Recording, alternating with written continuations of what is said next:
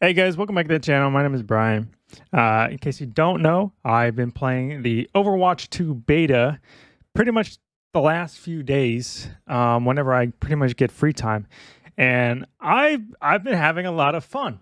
But I do feel like it's already starting to come to the point, pretty quickly to be honest, where people are kind of starting to figure out where character's place, like how well each character kind of does in this new environment that is Overwatch 2.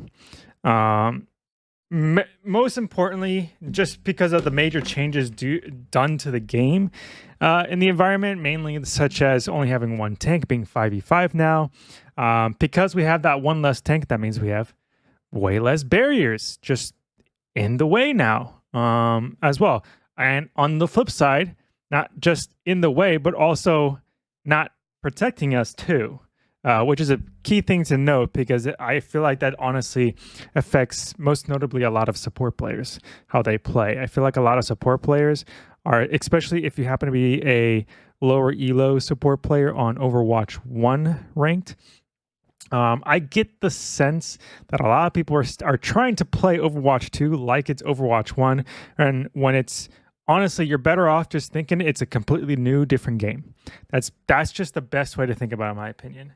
And because of all these changes and the lack of hard CC from non-tank roles being pretty much delegated to just the tank role now too, which creates less answers for, or should I say, less easy answers, less cheesy answers towards certain problems you might come across, most notably like flankers. It creates this dynamic that I feel that it pretty much hard punishes a lot of the bad habits that players have kind of built up over the years that you can get away with having in Overwatch 1 because of how maps are created, how they kind of create certain situations, on top of how certain team comps, like even double shield or just having two tanks in general to peel for the whole team a lot easier. The bad habits that you can get away with without even knowing it's a bad habit in Overwatch 1, you cannot get away with in Overwatch 2. I feel like Overwatch 2 is going to be very jarring for players to get into, most notably support players, which is probably why a lot of people don't like the support, don't like the way support feels right now. It's because they're getting hard punished for their bad habits. Whereas if you already have good habits from Overwatch 1, I noticed that the good support players are absolutely thriving in this new environment because they already have those good habits and the game is rewarding them for doing so. Anyways, I'm getting off topic because of the fact that I've been playing so much lately. I feel like I've kind of built a good solid understanding and idea as to like how each of the heroes play, as well as the fact though I do feel like there are some particular heroes in the roster right now that aren't seeing a whole lot of playtime right now. However, I feel like, you know, theoretically, if the beta didn't last just 3 weeks, but lasted like a year or something like that in its current state before they add any new patches to the beta or whatnot, I feel like there are certain heroes that just given enough time for the player base to figure out can actually be really solid or really strong.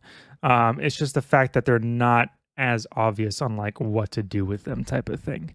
So this tier list is pretty much just how heroes are currently doing, in my opinion, as well as how some heroes, as well as the potential for some heroes down the road, given the current state of the beta. So without further ado, we'll get started. I'm going to start. I'm pretty much going to go role by role to make it easier. We'll start with tanks first because that's the new hot thing at the moment. Like Orisa, for example, and her whole new rework. Then we'll go to the supports because I know that's also a bit of a controversial topic.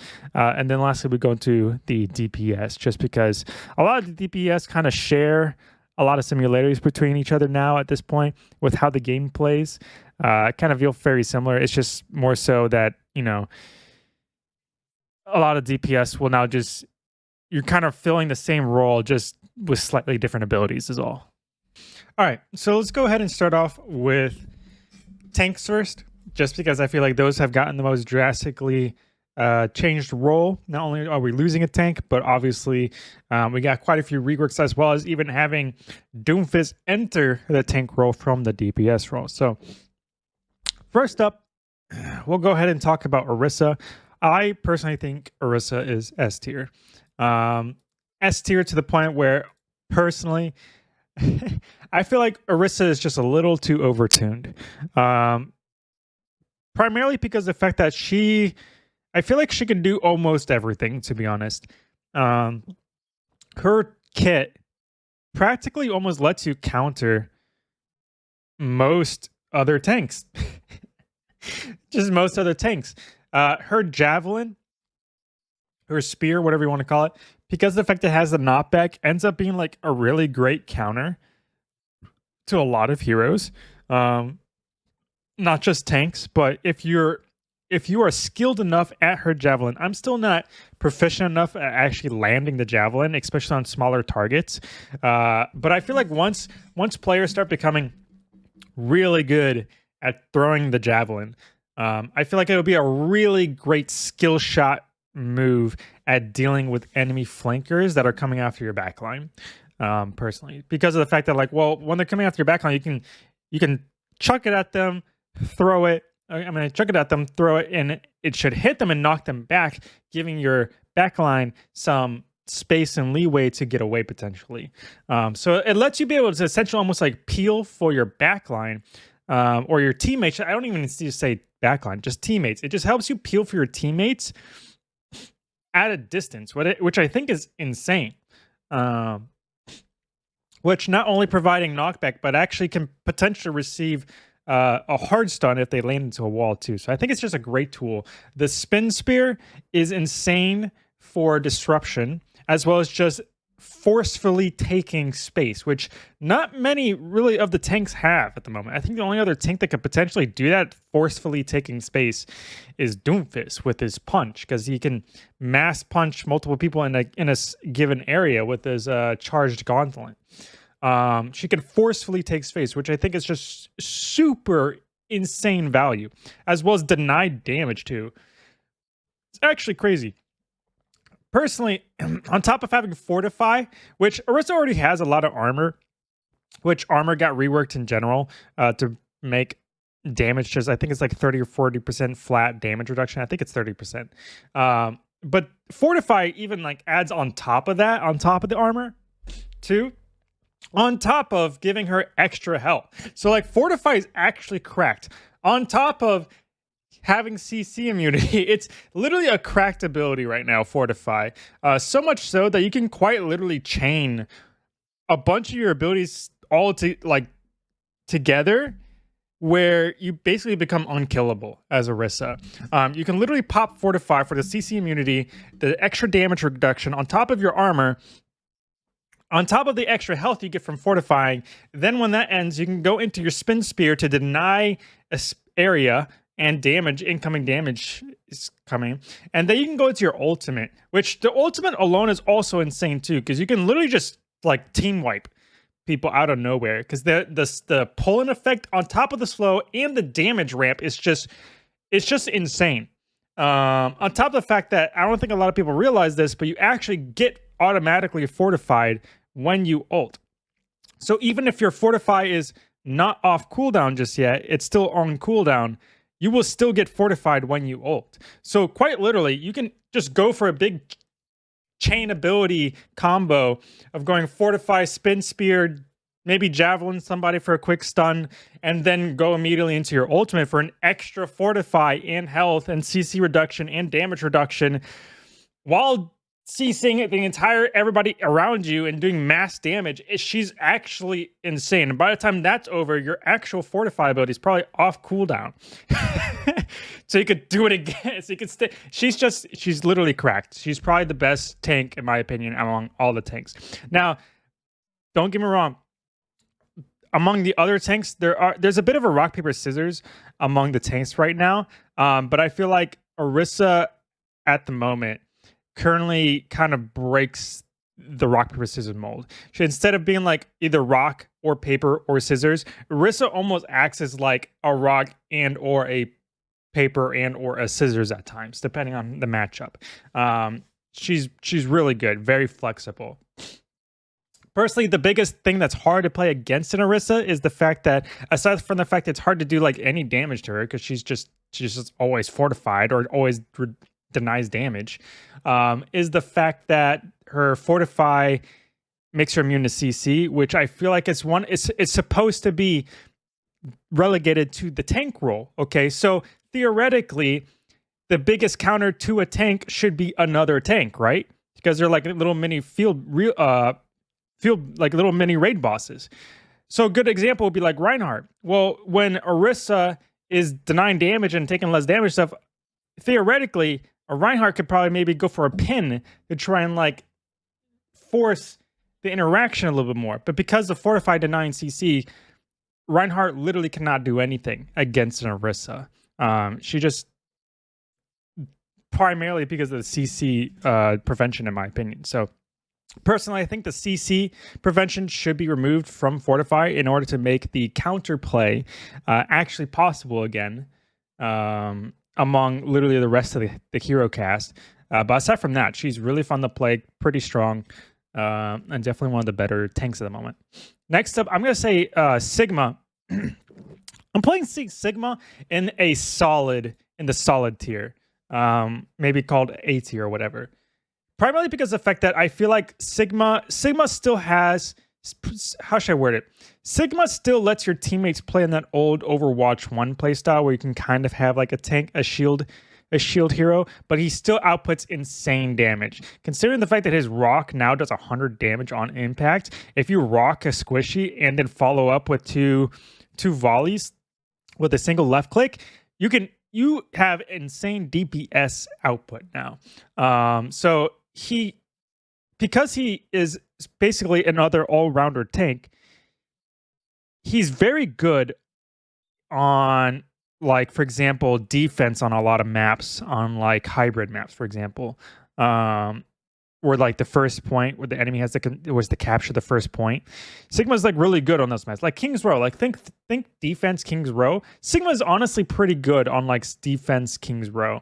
You can even probably run him on attack on like those same maps too, on escort maps or hybrid maps. He's just an all-around still a really good hero, so you can't go wrong with him. So we're gonna put him in the solid tier. Diva, or actually we'll say Diva for later. I'm gonna play as Winston also in the no, we'll go with Doomfist. I'm placing Doomfist in the solid tier as well. Doomfist, I don't think Doomfist is as cracked as Orisa, because right now I feel like Orisa just does too much, to be honest, just straight up. Just does too much. She has too much toys to like use for different situations that like she's a bit more of a jack of all trades than like Sigma is, if that makes sense. The only difference being that Sigma can play more at range, more of a poke type playstyle, whereas Orisa kind of has to get up close and personal to get more value, especially with the way that her gun changed. Get like the rework to her gun, where she's kind of like Diva now, where she only really does good damage output from her gun if she's up close and personal. Sigma can at least poke from range. Doomfist is kind of like the new tank, the new dive tank in the game. He's pretty good. I feel like Doomfist is much better in disorganized like dive environment. So basically almost like a solo queue type thing. Like if your team is playing like a very dive heavy type of solo queue team comp, but like maybe you're not at the rank where anybody's even trying to coordinate with each other yet, I think Doomfist is honestly a pretty good pick. You don't really need coordination to get value off Doomfist. Except maybe the occasional heal or two from your supports. Overall, pretty good though. With that in mind, I also think Winston, this might be a little bit of a hot take, but I think Winston is still a really solid tank at the moment, primarily because it's almost like the opposite of Doomfist, where Doomfist can thrive in a non-like coordinated environment, whereas Winston's the opposite, where Winston might not thrive that well in an uncoordinated environment, but in a uncoordinated, or how should I say, in a coordinated environment, so like with a team, I think Winston easily has the potential to be very strong. On top of the fact too that I notice against enemy Winstons that the shield honestly from Winston makes a big difference in terms of denying heals from the enemy supports. Okay, now this has always been a thing in Overwatch, but I feel like it has definitely been a lot more noticeable and prominent in the beta in this 5v5 environment, just because like everybody seems to be spread out way more often, actually isolating the supports and just simply placing a shield down, not even like talking about actually like trying to kill the supports, just placing a shield down in front of them. So like for example, like enemy Ana, or even like a Moira and stuff, really honestly like makes a big deal. It honestly does a lot. So I feel like Winston, and he still has decent burst damage. He has like a new burst combo too. Like previously you could still do it now, but he has like a burst combo where when you go for a jump, right before you land, you would punch, and then the landing impact also does a little bit of extra damage.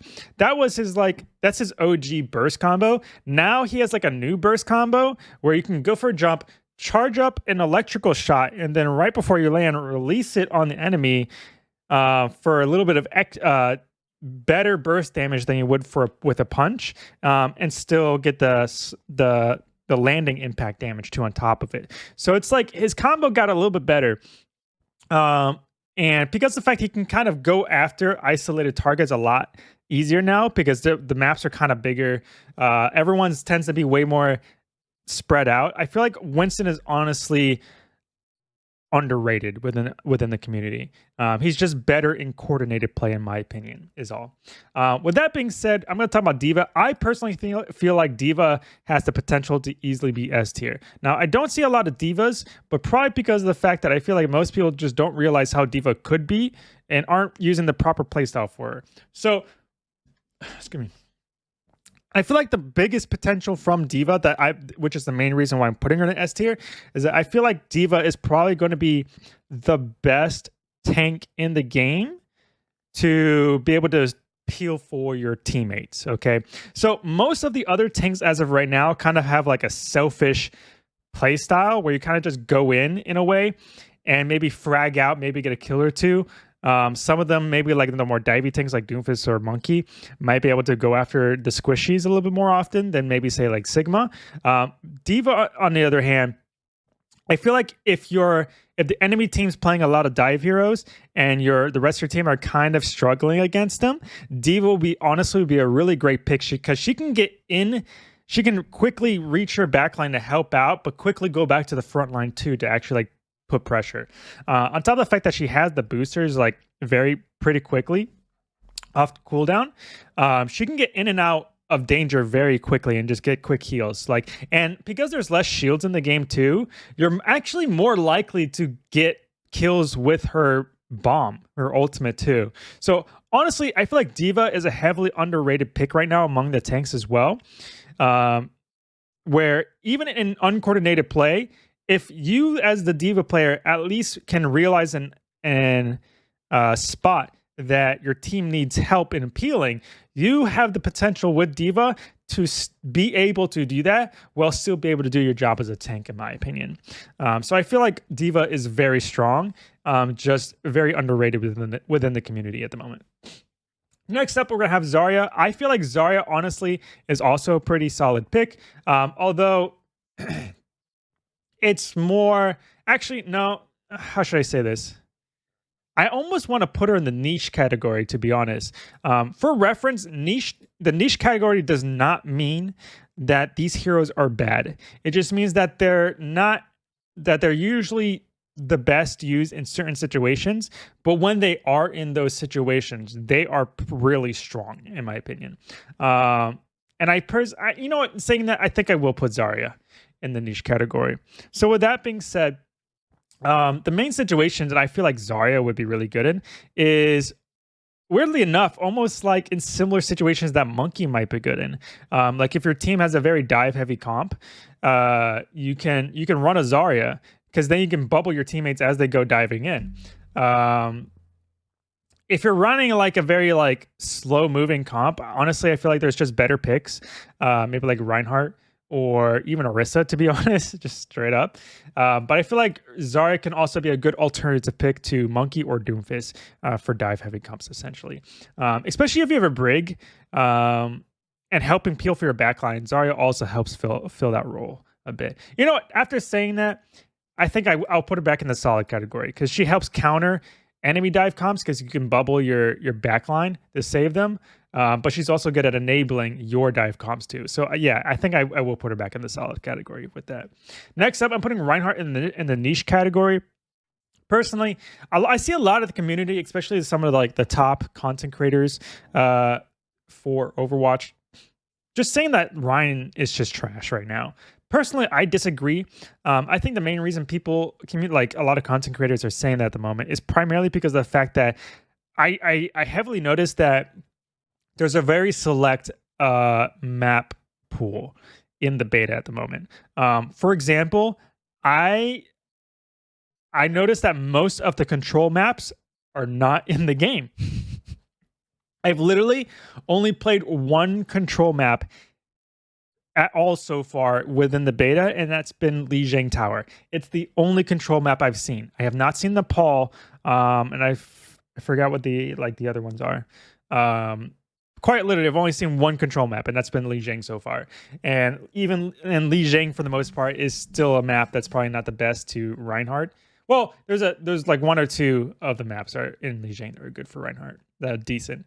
But I feel like Reinhardt, when we have access to the full map pool again, Reinhardt is still going to be really strong on most of the control maps. But outside of control, I feel like Reinhardt suffers a lot, just because of the fact that he feels he's one of those old heroes that didn't really get much done to help him out. And he feels like a hero that he's built on team play of some sort. So like, for example, Rush, okay, having a Lucio as a teammate, maybe with a Moira with you or someone else, just the Lucio at the very least would help Reinhardt out a lot for Rush comps, or at least a Rush strategy with just a friend on Lucio. But that's exactly what I'm talking about. Like, he feels like a hero that relies on synergy with a teammate in order to get value. If you're not playing on specific maps that favor him, aka control maps. And it just happens to be the lack of control maps in the beta that I think is giving people the impression that he sucks at the moment. But I don't think he sucks. I just think that the current environment and the lack of map pools is just not in his favor. So, Roadhog. I'm also putting Roadhog in niche. Honestly, Roadhog can be kind of cracked. I had a couple games on Roadhog earlier today when I was streaming, where he was just absolutely busted. The main thing about Roadhog that putting him in the niche category is that it's very easily to counter him. For example, Ana. Ana is honestly a really strong hero at the moment. And because of the lack of the shields in the game now, it's really easy for Ana to get free anti-nades. And because of that, and sleeps too, for that matter. And because of that, that's like a big counter to Roadhog. And considering that you only have one tank now, and you're playing Roadhog, if any team is playing an Ana, and that Ana is anywhere somewhat, decent, you're gonna be like kind of, I don't want to say throwing, but you're going to be in trouble a lot, because you have to constantly worry about the anti-nade of the sleep to interrupt your heals, your self-heal.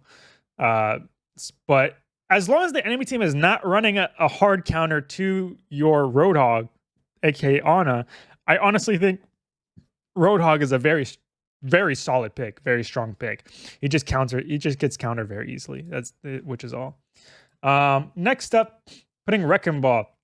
I'm putting Wrecking Ball in the subpar category, primarily because of the fact that I feel like Wrecking Ball, honestly, It's very weird. I expect, like, before playing the beta, I thought Wrecking Ball would be amazing, but honestly, I feel like Wrecking Ball is just not very good. I feel like Doomfist and Monkey are just straight up, maybe, and even Diva.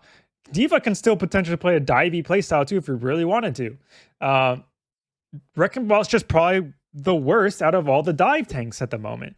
Every time I play against a Wrecking Ball, it just feels like I get to shoot somebody for free. I can just I feel like half the time I see a Wrecking Ball, because the maps are so much more spread out. Everyone's more spread out and stuff. It's just easier to see Wrecking Ball coming, if that makes sense. Especially the newer maps as well. There's a lot more like stuff, obstructions in the way, because there's a lot more cover. There's a lot. Paths are not as linear anymore, which I think also kind of makes Wrecking Ball harder to play, theoretically. I haven't played it myself, but every time I play against a Wrecking Ball, it just seems like they are getting no value at all whatsoever. On top of, Ana still helps shut him down pretty easily. Brigitte still does a pretty decent job at shutting him down pretty easily. He can't stun him anymore, but he can still boop him away with the whip flail to like kind of get him off course, to kind of just ruin whatever play he was trying to go for. Lucio can get away, Mercy can get away, Moira can get away. The only one that might suffer would be Zenyatta. So it's like, quite honestly, I feel like Wrecking Ball got the short end of the stick, which is surprising. All right, so those are the tanks. Next up, let's go ahead and talk about the supports. So first of all, I'm going to go ahead and talk about Baptiste. I feel like, actually, no, I'm going to talk about Ana, so which we were talking about Ana earlier. I think Ana is a very solid pick.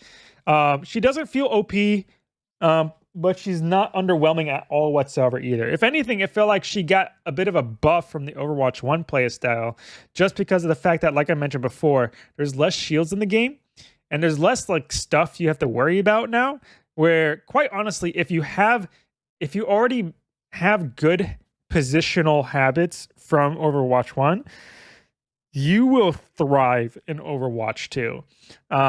Because there's less shields in the way, there's less stuff in the way. You have like 20 times more opportunities to actually play DPS Ana, and it works. It straight up works. You get one kill. If anybody on your team gets one kill, that's a massive advantage. Where like it almost can guarantee team fights practically. Whereas in Overwatch 1, you almost needed like 2, maybe 3 kills in order to guarantee a team fight, essentially. Overwatch 2 is not the same. You need like 1, maybe 2 in order to guarantee win a team fight. And because Ana can do that at range while still healing your teammates, on top of throwing aggressive anti-nades off cooldown, because she doesn't have to save them for herself anymore because of the new passive, the healing passive for supports, she honestly does really good. And if any of you guys watch my streams, or maybe watch my past VOD streams here on the channel, you'll see me like, I'm just DPSing.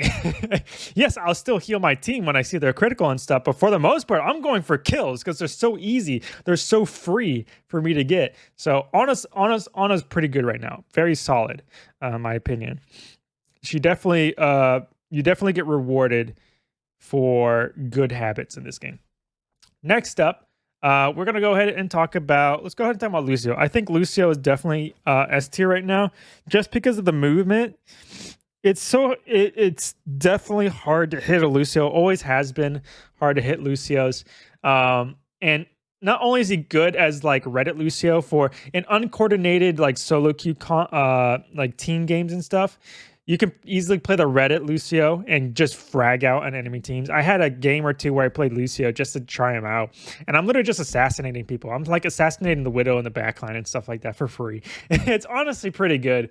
But he still has the potential to have really good team synergy too, and coordinated team play as well. Like with the Reinhardt, for example, that I mentioned. And honestly, you can still have like a rush playstyle with Orisa too. Lucio, I think Lucio is just really strong. On top of Beat being really good, if anything, I feel like Beat is even better now than it was in Overwatch 1, because of the fact that there's one less tank on each team, meaning that there's also less damage happening, or less damage being received on each team. which makes Beat theoretically a little bit stronger. And a really good Lucio who can always land a well-timed beat. It just makes your team really survivable. So Lucio is still really good. Very easily one of the best supports in the game at the moment. Next up, let's talk about Baptiste. Personally, I feel like Baptiste is in okay state. He's solid.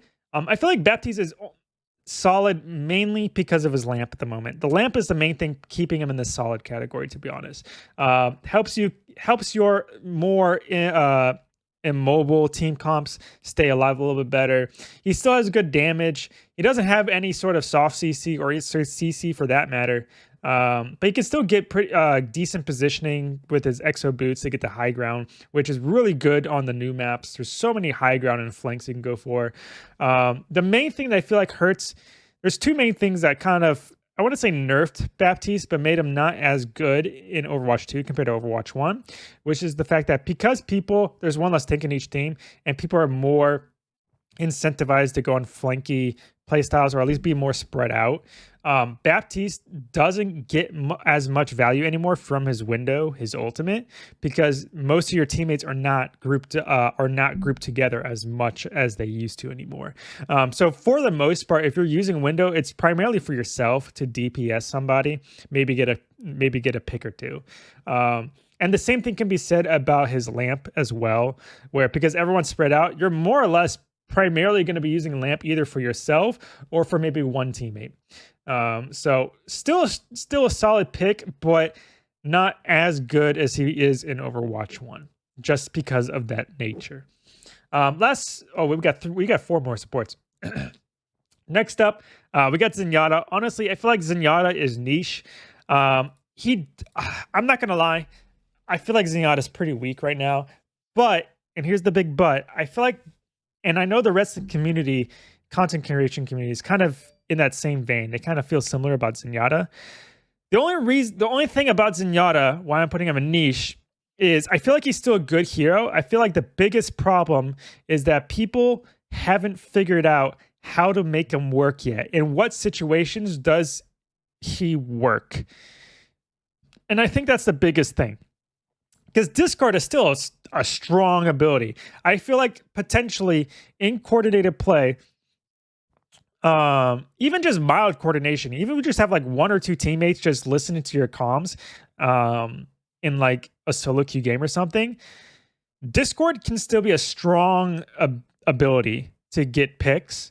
Because like I said before, you only need like 1 pick in this game now to sway team fights. And you're almost guaranteed to win that team fight. Maybe 2 picks. And Discord Orb is a strong contender for that. It's just the fact that I feel like people just haven't figured out when and where Zenyatta works at the moment. And we'll probably figure that out more as the beta prolongs for now. But for now, he's going in the niche category just because of the fact that I feel like he still has that potential there. We just haven't figured it out as a community.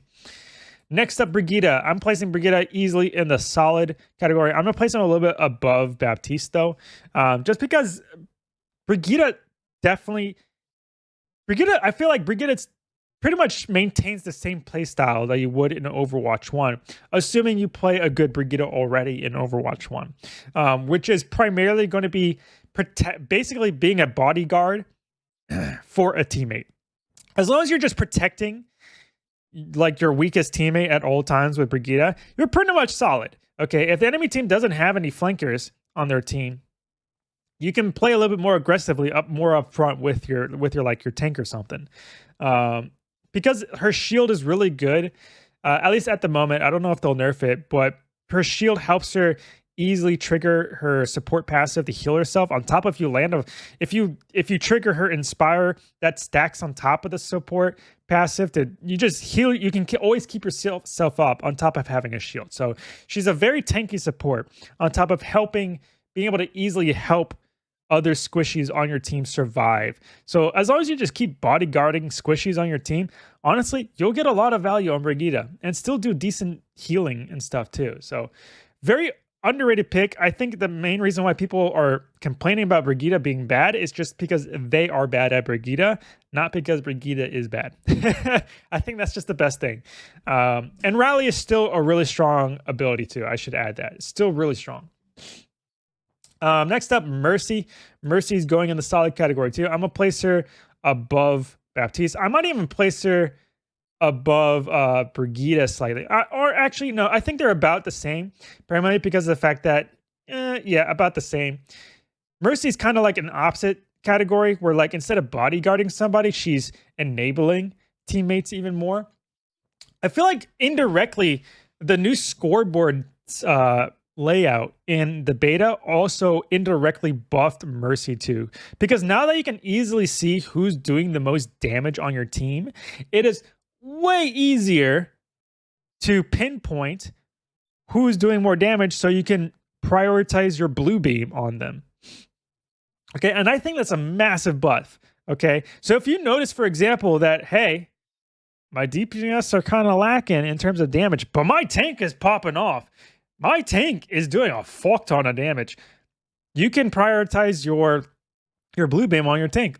Heck, maybe on the off chance one of your supports is actually doing the most DPS, you can actually blue beam your support. It just makes decision making with her kit way easier. And because the fact that her kit lets her play a little bit more laid back, a lot more too, with proper positioning, you can actually be one of the main pingers using the ping system on your team to help identify threats a lot easier, which you probably used to would have to do via comms in Overwatch 1, but you can just use the ping system now in Overwatch 2, which is theoretically better because it literally shows up on people's screens exactly what you are looking at, whereas sometimes what you're trying to say can get lost in translation among your teammates.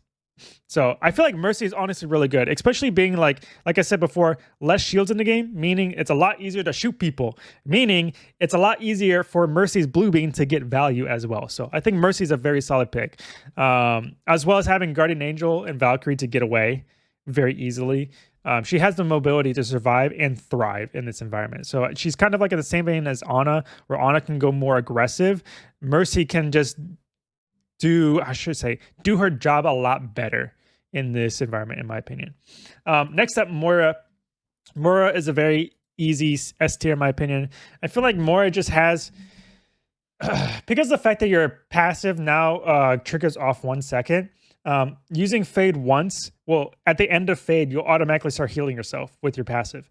Makes Moira very good. That's your passive on top of your right click, your damage suck, healing yourself too. And if you throw a healing orb, you're healing yourself times 3 times.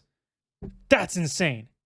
On Moira, on top of having cool mobility and decent damage, like you can literally, kind of like in the same vein as Ana, you can play DPS Moira now and not be flamed for it. Because of the fact that this game, like I said before, getting 1 pick, maybe 2, is massive for team fights. It will basically swing team fights in your team's favor automatically. Moira getting even just 1 pick is a massive big deal. So this game definitely favors aggressive team play or aggressive play styles, even for the support role.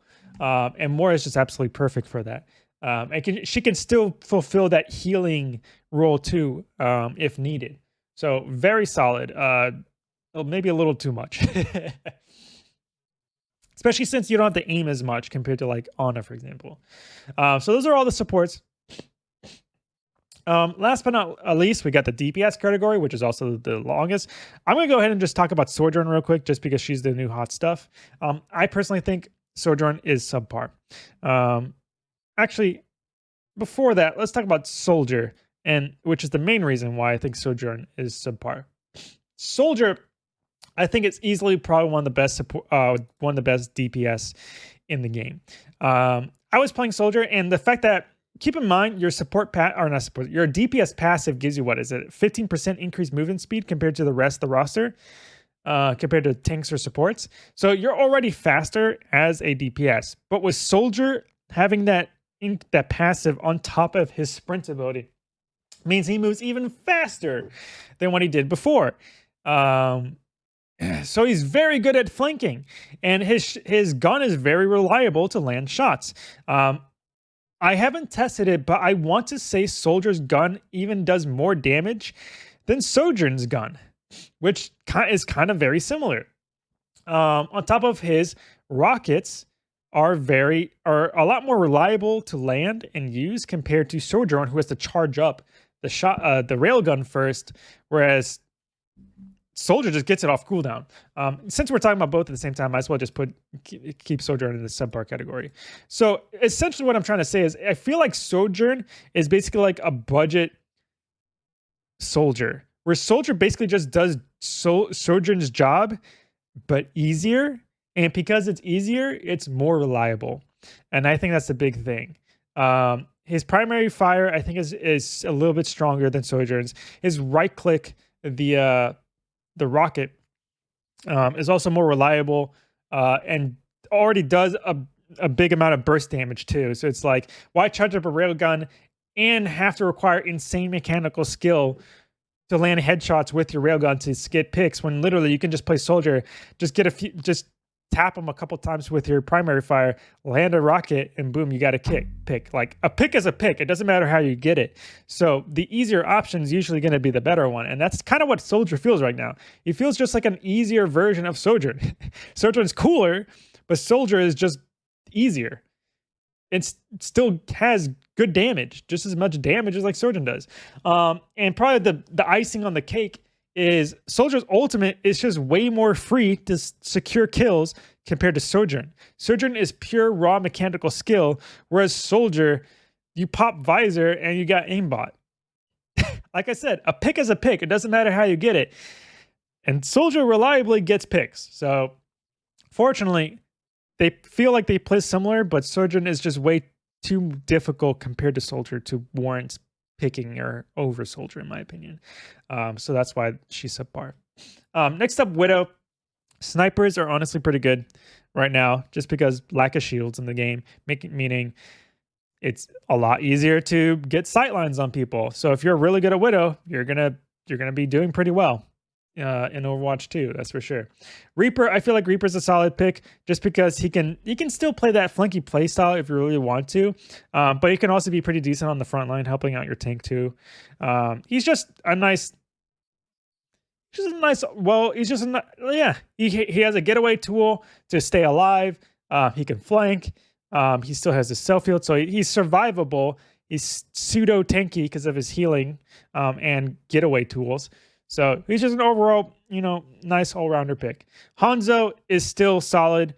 They didn't really change him, but honestly, I think that's good because they didn't really need to change him. He already is like a jack of all trades among snipers. Can still one-shot people. Still has good utility via the bounces from the storm arrows, as well as the sonic for increased sights on enemy locations outside of the ping system, which is practically like a second sonar in a way. So still good. Dragon's still good for spacing too. I think Mei is honestly really good, to be honest. Very,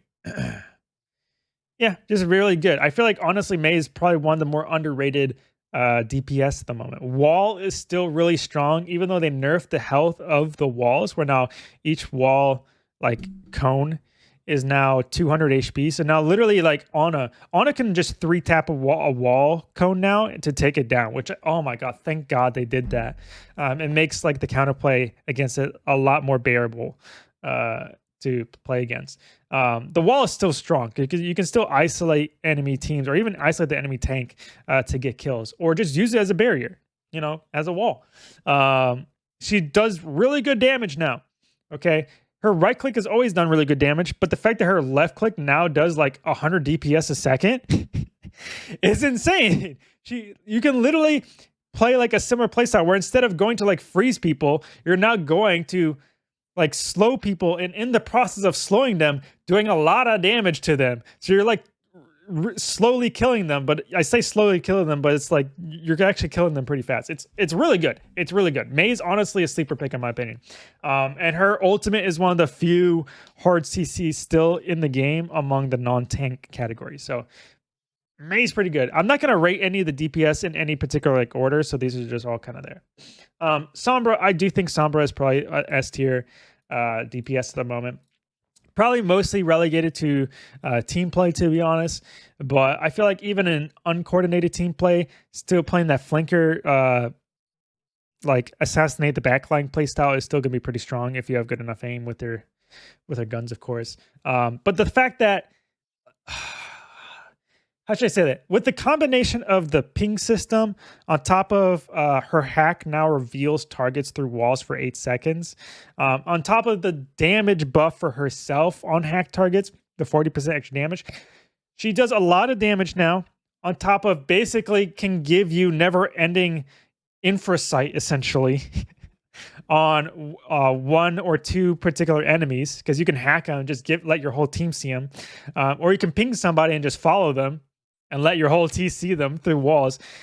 She provides way more information for your teammates than she did in Overwatch 1, and I think that is very strong.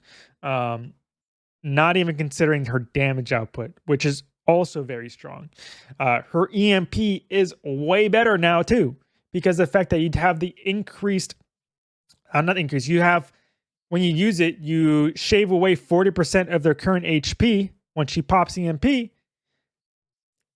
That's a lot of damage. Okay, and if you combo it with other people's ultimates, like Orisa's Terror Surge, for example, you can literally like one-shot whole teams with it. There was a clip from Fitzy here who literally did that, and I'm like, holy shit, that's crazy. Yes, I feel like Sombra is easily S tier. It's just there's not a lot of good Sombra players. I feel like that's just the thing. Doesn't mean the hero's weak. It's just people suck at her. That's the biggest thing. Symmetra, I'm definitely going to put Symmetra delegated to the niche category as well. I feel like she suffers kind of like the same thing that Reinhardt does, where she's really good on specific maps, namely like control maps, for example. It's just that the beta doesn't really have any control maps among the map pool. It's like just Li Zhang, and it's like it. And she's still strong on Li Zhang. So it's just the fact that she's more map oriented, in my opinion. Double shield is no longer a thing because you only have one tank, so it's like you can't even like reliably play her against a shield comp, because well, shield comps don't exist anymore. So I feel like she's mostly map relegated now. And in that vein, I also believe Junkrat is in that same vein as Symmetra, where it's mostly map relegated, where on more of the older maps, they'll have a lot more smaller choke points or alleys. Think like King's Road, for example. Junkrat can still do pretty good, but I think on the newer maps from this point onwards, Junkrat might suffer just because there's so many different like routes and flanks and back alleys and stuff like that makes playing Junkrat probably a lot harder to play, in my opinion. Next up, Bastion. I'm putting Bastion in the solid tier. Bastion is honestly pretty good. The fact you can move around in turret form now makes a big difference. It legitimately makes a big difference. He's just a pure DPS now. He's one of the few I would call tank busters in the game, where like even against an Orisa or even Doomfist. Where's Doomfist? Doomfist, who has his damage block, which can absorb prevent 90% of the damage that comes in when he's blocking with his gauntlet. Bastion doesn't care. Bastion can literally like shred through it, essentially, if the Doomfist is already low enough in HP. So Bastion is still pretty good. Not still pretty good. He's a lot more reliable to play now. It kind of sucks they removed his self-heal, because it feels weird sometimes, because sometimes I feel like I'm trying to use my self-heal, but then I forget I don't have it. So it's just a matter of like adapting as a player base to get used to not having that self-heal anymore. You have to play more with like the traditional DPS mentality now of like playing in line of your supports for heals. But other than that, he's honestly pretty solid right now. And a lot of fun too. His ult is actually pretty good, to be honest. I feel like his ult is way better than his old ult, in my opinion, just because you can just choose anywhere in the field to shoot the artillery shells. Whereas in the other one, you had to have line of sight to actually do it. Now you can just do it wherever. And I think that's actually huge value. It's kind of like Doomfist ult, where you can just land whatever and potentially get like free picks off the backline or something. Or even if they're like 20 miles away, you could potentially pick them off on their way to safety. Pretty good. Ashe, I'm putting Ashe in the subparty category just because I feel like there's easily like just way better options compared to Ashe.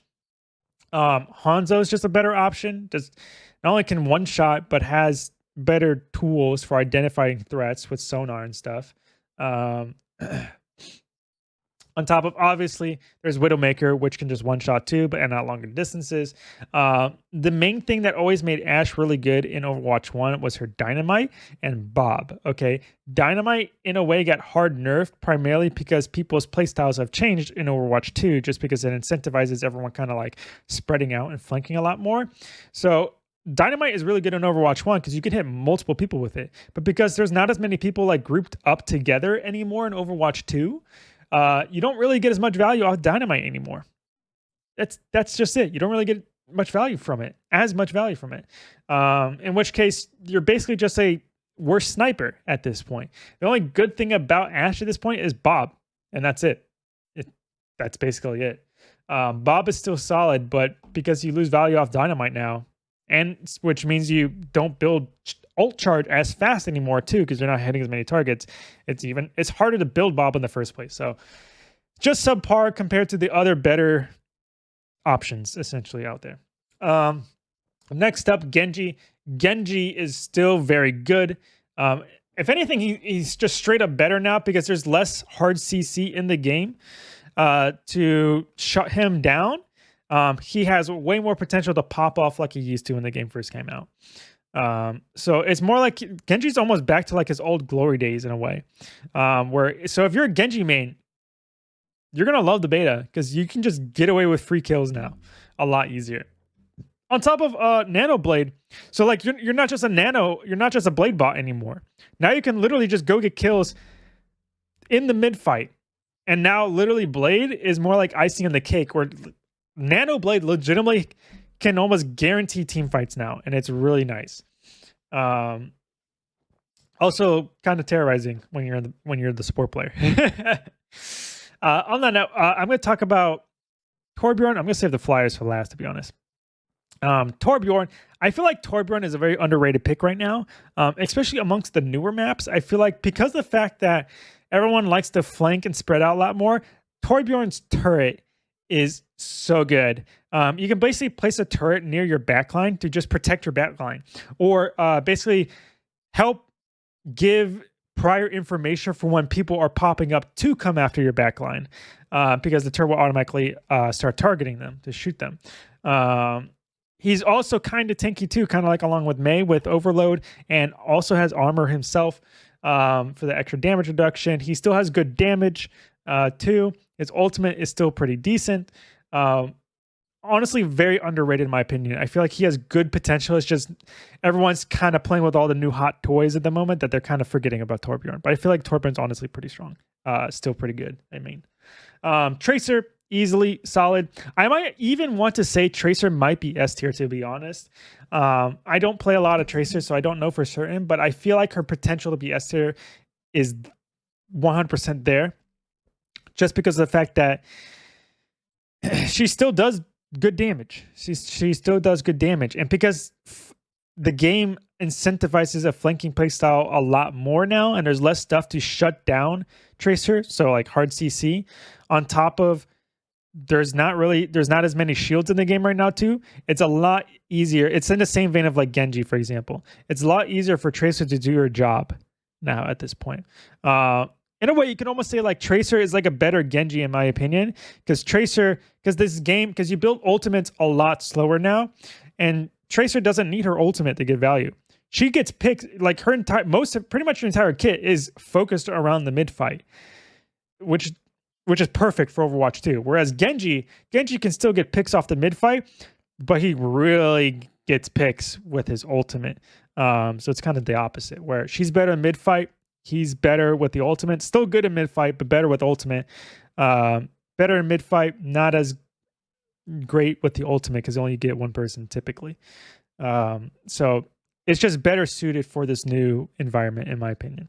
Next up, Cassidy. Cassidy is honestly still pretty strong. I'm so glad they got rid of Flashbang because that was a bullshit ability. It was too cheesy. I think they got rid of Fan the Hammer too, because I don't remember being able to do it. I might be wrong on that, but at the very least, you don't have Flashbang.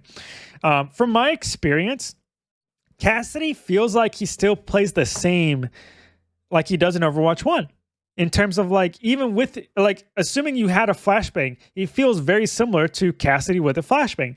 The only difference now, instead of stunning somebody to give you a second or two to just double dink somebody on the head, now all you gotta do is land one shot with Cassidy and throw your homing missile on the target to finish him off. And boom, you killed him. Like, it's almost the exact same playstyle. It's just slightly different now. Now instead of shooting a standing target with your stun, now as long as you hit one shot on the moving target and you throw your homing grenade to follow them and stick on them, you still get the free kill. So he's still pretty forgiving. He's just more along the skill oriented route now is all. Pretty much plays very similar though. So any of you guys that like to cheese as Cassidy, I'm sorry to tell you, you can't cheese anymore. For any of you who didn't cheese with Cassidy, you're going to find you really like Cassidy as a whole. Oh, I forgot to say too that his ultimate is a lot better too. Not only does the damage ramp a lot faster with his ultimate, but he takes 40% less damage when using his ult. So he's more survivable. So you're more likely to actually get picks with Cassidy. On top of having less shields in the game, you actually can get picks. You don't have to worry about somebody like interrupting you. With that being said, there's still a couple counters to his ultimate. You can still get slept out of it. Orisa can still throw a javelin to stun you out of it. There's still things that interrupt Cassidy's ultimate. There's just not nearly as many as there used to be. Or get in the way of it too. So still a very solid pick in my opinion. Last but not least, we got the Flyers. Personally, I feel like the Flyers are kind of in the same vein as these guys, where I feel like they're very niche oriented. I might actually put Echo in solid, actually. I feel like Pharah is niche. Because I feel like Pharah is still going to be good on specific maps that favor Pharah. On top of, I feel like Pharah is also going to be very strong in lower elos whenever the game officially launches and there's a ranked mode. Pharah is going to still be really good in lower elos and just terrorize lower elos because lower elos just can't aim. In that vein, I feel like Echo is just a little bit better just because you don't have to be in the air all the time to get value off Echo. You can still kind of play with your teammates a little bit, like on the ground, and still get decent poke and stuff. So, and top of her ultimate is arguably a little bit better if you are a better player, essentially. So Echo has more potential is what I'm trying to say. Echo has easily a lot more potential and more, how should I say, not utility, but there's a lot more different variations and play styles that you can play Echo compared to Pharah, where Pharah is a lot more linear in how you play Pharah, if that makes sense. Yeah, I think that's a good way to say it. So I think Echo is still solid, maybe on the weaker side of solid, but still solid, whereas Pharah is more niche in my opinion. So without further ado, that's going to be my tier list for Overwatch 2 so far, both in terms of how heroes are currently playing on top of how I think what their potential could be for certain heroes that I don't see being played a lot, or heroes that I don't think the community has kind of figured out just yet. But without further ado, go ahead and let me know what your thoughts and opinions are in the comment section down below.